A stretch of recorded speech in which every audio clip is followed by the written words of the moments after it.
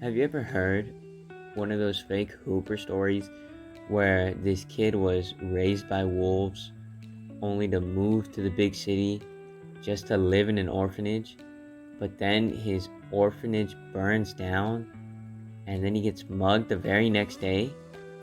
And throughout all that adversity, he finally makes it to the league? Well, that kid would grow up to be Jimmy Butler.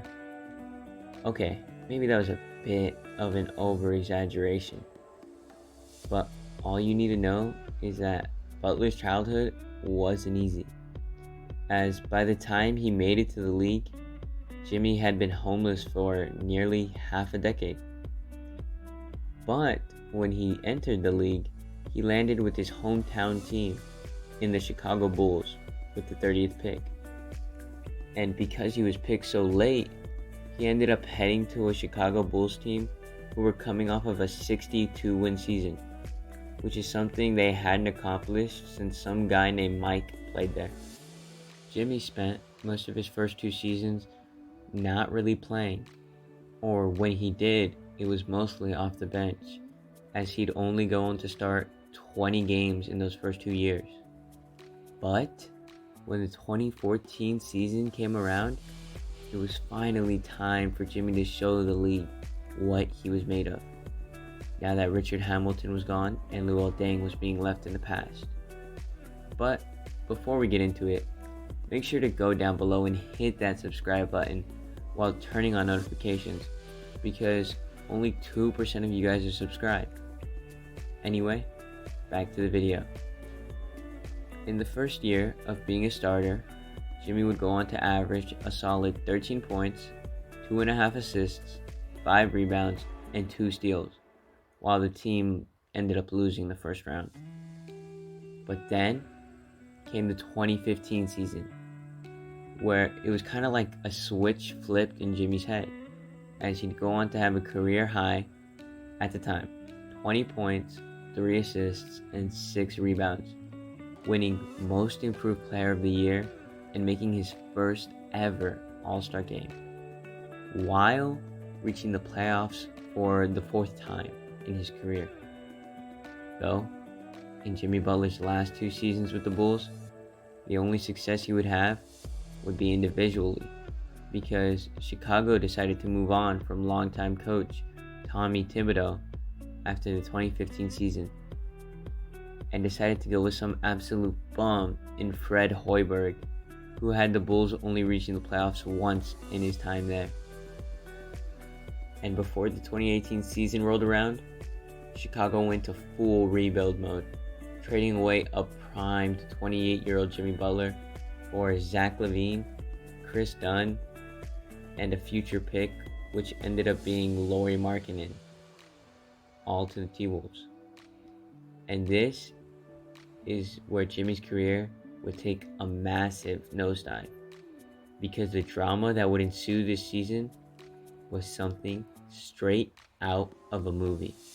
Now, you have to remember, Jimmy Butler didn't want to go to Minnesota. I mean, who would?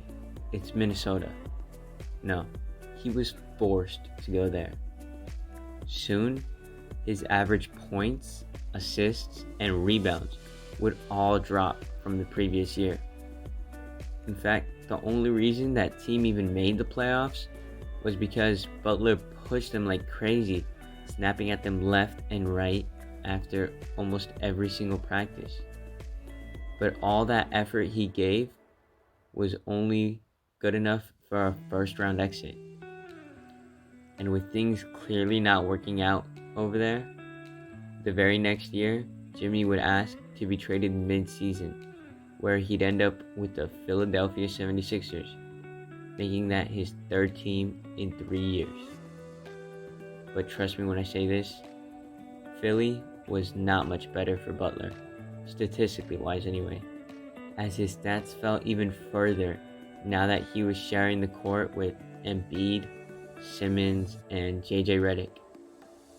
This team was built to be finals bound, don't get me wrong, yet they fell short, losing in the second round to one of the craziest shots in NBA history.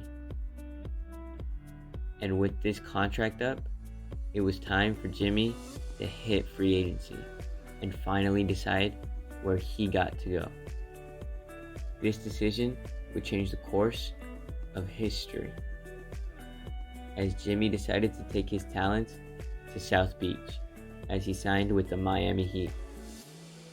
With Goran Dragic and a young Miami core, Butler would take this team to 5th in the conference, and by the end of the season, he would be an all-star for the first time in 2 years. But where this season really differs from the previous ones is how they performed in the playoffs. The Miami Heat took down a trashy Pacers team in the first round. I mean, honestly, the only person you might know from that 2020 Pacers squad was TJ Warren because of his 50-piece in the bubble in that one game. But that's besides the point. Anyway, after the first round, they would match up against a high-seeded Bucks squad led by a young Giannis, and they would take them down too. Now, that one was a shocker.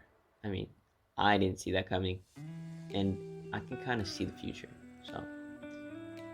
But next for them was their hardest matchup yet in the Eastern Conference Finals, where these Heat went up against the heavy favorites from Boston, who had a 3-headed monster in Tatum, Jaylen Brown, and Kemba Walker.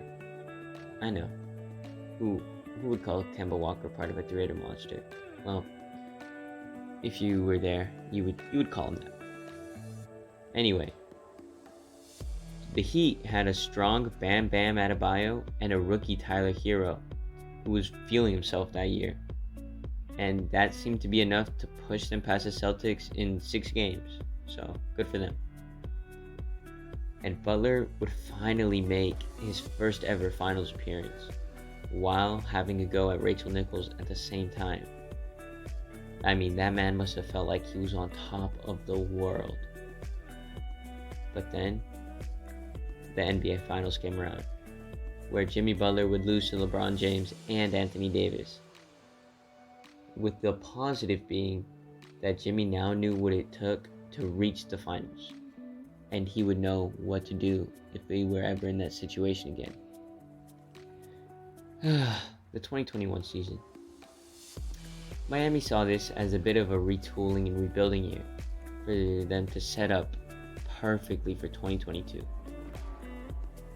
And now that we're in the 2022 playoffs, it's looking like they did retooling a bit too well, as now they have pieces like Kyle Lowry and PJ Tucker on the squad, and Miami is looking better than ever. After making quick work of Trae Young's Atlanta Hawks with half their squad injured, and steamrolling the 76ers and broken-faced Joel Embiid in the first 2 games of the series, the Heat look to have an easy path to the Eastern Conference Finals. Both the Celtics and the Bucks will be tough opponents if they reach it that far, since their squads are well built and have some nice depth to them. But if I'm being honest, I feel as though this may be the year that Jimmy Butler reaches the finals for his 2nd time. But who knows what the future holds for that young man, except for maybe Jimmy himself, because it's him. Anyway, I'll catch y'all next time. Later. And if you're an OG of the channel, shout out to Zaza Pachulia, because you know why.